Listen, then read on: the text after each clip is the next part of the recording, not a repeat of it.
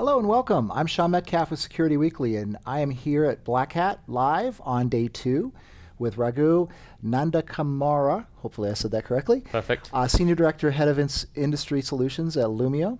So thank you very much for joining me. First Pleasure. thing I want to ask is, your company is focused on zero trust, and there's a lot of people that have a lot of ideas or thoughts about zero trust, and traditionally it's been another way to just do microsegmentation on-prem. So tell me a little bit about how you see zero trust and how Lumio kind of approaches this challenge. The reason I'm laughing is because I just love talking about this. So Great. Sean, thank you very much for having us here on your show. Zero trust, right? Firstly, when I think let's start with misconceptions, right? Yes. So when people hear about zero trust, right, the first thing is like, zero trust, how can that be possible, right? No trust means, then how do I function without a concept of trust, right? So I think zero trust, if you just take it literally, it's probably not the best term. Right. But the way I think about it is zero trust is actually the reduction of implicit trust in the environment, right? So if you contrast that with sort of how historically we've built sort of our environments, is that we have sort of like the threats, everything bad is on the outside, right? And everything on the inside that I've vetted, validated, is trusted. So I have that perimeter and I say inside trusted, outside non-trusted. But what we've seen, right, is as we have more and more things on the internal network, right, we then connect in whatever third-party managed environments, cloud, right? We move our endpoints and users, not just into that sort of from that campus, but for everywhere, right? That assumption that everything that is connected and accessing things is fully trusted just is destroyed, right? So then we've got to reframe and think, okay, well, how do I approach this? If I start from the principle that I can't guarantee that everything is attached to my environment, I can be fully trusted, how would I build security, right?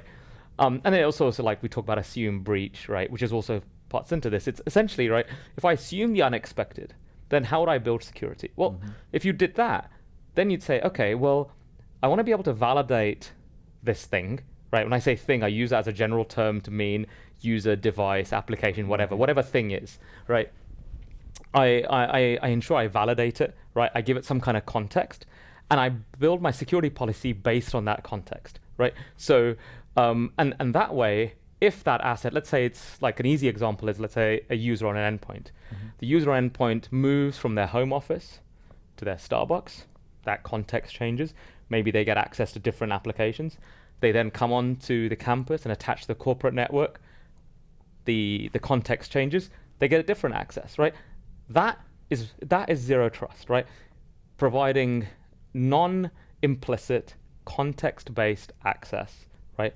So that as much as possible, you can only access what you actually need to, right? And that I guess that last part is sort of the ultimate goal. If we can get to a point where we can only ever access what we need to, that's excellent. When we need to have that access. When we need to have right? access, yeah. exactly. I think the challenge that we've had is that, to your point about zero trust and how it's like, how do you get to that point, is we've had all trust all the time. And flat networks from the very beginning, basically, we said everything connect to everything. They just always communicate. And so there's this concept or idea around zero trust where nothing is trusted, but everything will just automatically connect to what it needs to and have that access, right? And that's the challenge, because when you have assume breach, as we talked about on the network, and then we went through 2020 and 2020, and everyone is everywhere. Like you said, not just Starbucks. They're at home, or they're at a hotel somewhere, and maybe here in Vegas. How do you ensure that they still have the appropriate access when they need it, when they're supposed to, exactly, and then it's not being impersonated? And absolutely, that's the challenge. That's absolutely the challenge, and it's also a bit of an emotional challenge, because again, that concept of trust, like for humans, trust is such an important thing, right? And then when you say zero trust, it's like, okay, why are you not trusting me? But I think the way we should also think about it is that from an effort perspective, right? In order to maintain a fully trusted environment all the time, the effort is significant, right? Every single thing just from the building blocks of the network itself to everything that you then deploy on top of it, the server, the operating system that's running on the server, the application that's running on there, the user that it's accessing, every single thing you have to go and validate, and all the agents, and then the patches, you have to be able to manage that. But here, actually, by adopting zero trust, you're allowing yourself to have a far more dynamic, productive environment. And done properly, it's an enabler for business productivity, right? And delivering better security. So I like that approach. And one of the things that you've talked about before is this concept of you're not just in the home office, you're at Starbucks, you're somewhere else. And now we have cloud services. Yeah. So we have cloud workloads as well. Yeah. So it's not even a situation where we're really just talking about on-prem, or I'm sorry, in the office or out of the office. It's in the office, out of the office, in the cloud, in some other place. So how does Zero Trust expand kind of that mesh concept to cloud services? Well, we were talking off air about this, right? I don't see, so we absolutely and rightfully make a big deal about cloud security, right? But from my perspective, cloud security isn't massively different to how we consider on-prem security. It is just an extension of that, right? So whatever we have considered to be sacrosanct, important for how we build security and the sort of like the foundations, right? Or the must-haves or basic security building blocks, whatever you want to call it, those fundamentals are just as important in cloud, right? With the kind of added key differentiator being that anything in cloud is one misconfiguration away from being accessible to the whole wide world, right? And if you think about the history of cloud breaches, right, it is that one little thing, right, literally one bit in a configuration that has meant that you suddenly have your world-readable S3 buckets, right? So I think so zero trust, right, removing implicit trust is important everywhere, but especially so in cloud where you're exposed straight away if you get that wrong. Yeah, I like the approach that you have and what you talked about from the context. Because for me, I think it's always important to understand what the context is to it. Whether a user is connected into a VDI, whether they're on their laptop, in the office, or at home, or they're or connected to some sort of cloud workload, that context is important to determine what sort of access they have, and maybe even when they're allowed to have that access, especially in a world today where we see these administrative credentials getting stolen all the time.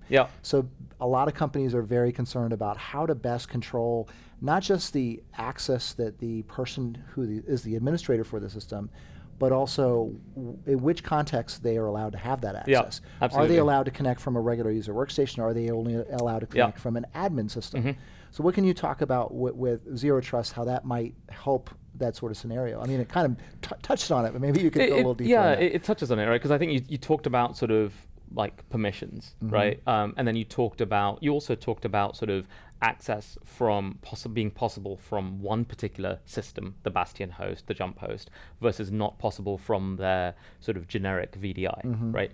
And I think that's like, you just kind of, without saying those words, you've just really described a context-based policy, right? So you've essentially associated context with the VDI versus with that jump host, with that Bastion host. You've associated some kind of permissions based on context, based on role of the user, right, with the administrator versus the general user. And again, right, it's this beauty of kind of as your deployment matures, being able to combine the context of the user with the context of the device, with the context of their location. So these things don't need to be discrete, right? I think the way we've built security is, okay, you've got identity and access management, right? That protects sort of the user. You've got sort of network security that protects the network. You've got what you do in the operating system to protect the operating system. But I think Zero Trust, right, sort of as that matures, really brings that all together. Right, because each of those are siloed and they're disparate systems. Absolutely. Usually totally separate. And so absolutely.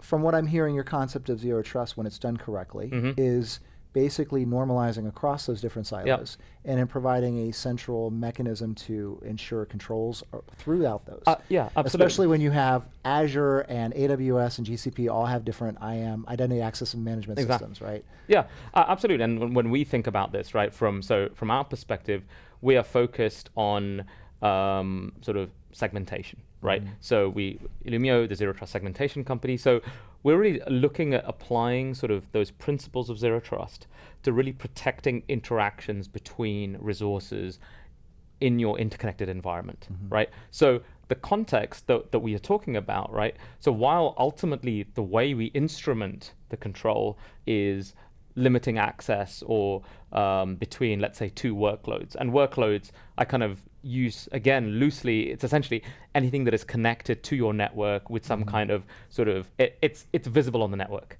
right? But you can associate it, all of those kind of parameters, those bits of context, right? What is the user on this workload, right? What operating system is it running, right? What processes are running, right? All of these can be fed into that policy to be able to then give access or not give access. Well, I think one of the challenges, again, where we kind of are talking around the challenge of zero trust is going from this system where everything is implicitly, inherently allowed to communicate with everything. I never understood why a workstation on a network would be sharing out a printer, for example. It doesn't make sense. Or have a share on it. Like we have servers that are supposed to do that, right? So from the perspective of a workstation, really nothing should be communicating and connecting to it specifically. And yet so few organizations actually have any sort of technical control or policy or even host-based firewall to prevent that. So we see lateral movement spread, we see ransomware spread everywhere. And so it sounds like from your approach and what you're talking about with zero trust, it's a matter of defining the policy, but is with Lumio, is the policy something that has to be manually defined, or is there an automatic kind of discovery component that makes it so that you can really get to a point where you have zero trust from all trust, I guess, today? Yeah, I think that's a great question, right? Because it's, okay, so this all sounds great, right? Sounds very idealistic, and it's kind of like, this is what you teach in a university sort of security best practices course, right? But now you're talking about the practicality, right? So the starting point, and if you look at sort of the definition of zero trust, and it doesn't matter, choose your favorite sort of zero trust definition, one of the things it talks about is consistent monitoring, consistent visibility, right, over all interactions. And that's the starting point. Because let's assume that the majority of places where we're trying to put this in place are brownfield environments, existing production environments, right? So, and understandably, right, over time, because we have had that assumption of trust, right, we typically don't have the greatest understanding of how things interact in our environment, which is really scary, right? It's true. If you think about it, right? That's the case. If you think about it, it's the number of times we have customers who say to us, "Oh my God, like putting you in there, right? And we've just suddenly got this visibility into our environment that we've never had before." Right, which is both fantastic as a testament of value, but also really scary as a security practitioner. So that's where it starts, right? Understand how things are interacting with each other, understand the interdependencies, right? And then use that data to guide the security policy you want to adopt. And you have to have a goal, right? Let's kind of, that's really important. Zero trust is not the goal, right? Zero trust is an approach to security, right? What is your goal, right? And an organization may have a goal, say, okay, from my perspective, right, my goal is to ensure that if I detect ransomware spreading on the environment, I want to have a one-click ability to go and restrict that access.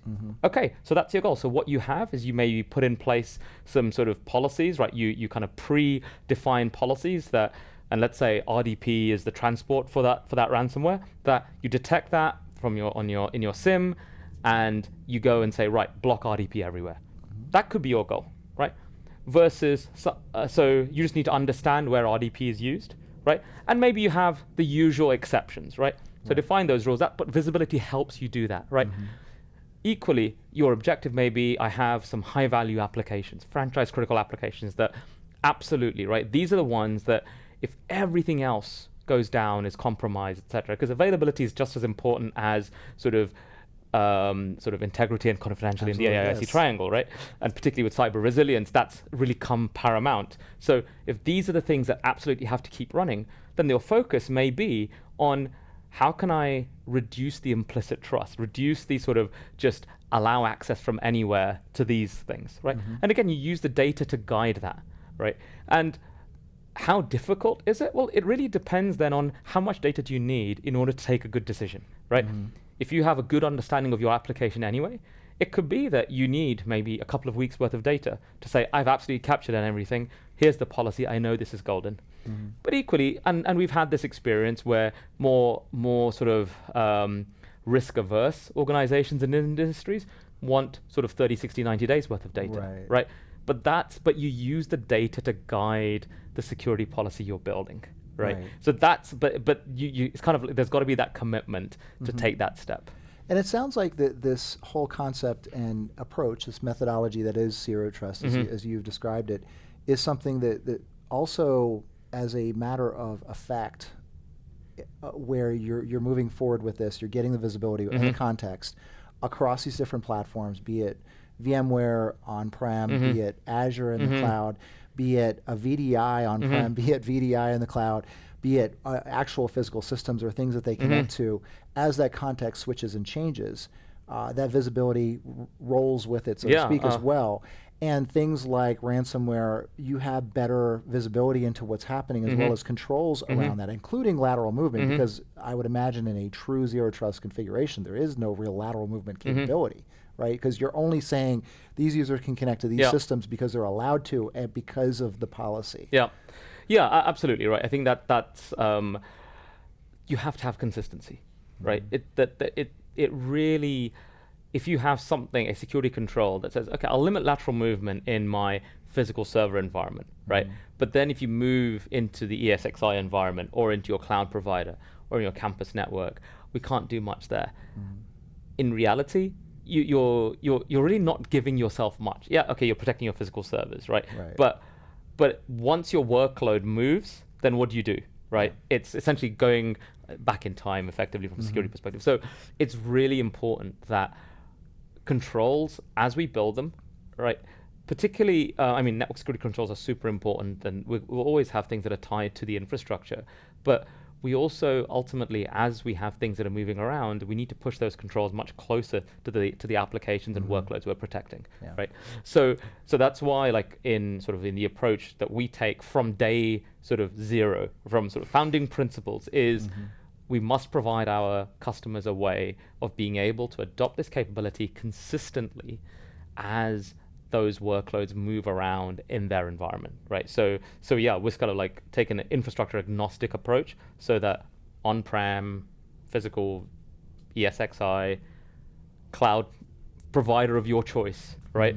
Provide that consistency. And also, as you move from traditional like operating system based, right, workloads to containerized, to then when you start to, literally you're consuming individual services, right?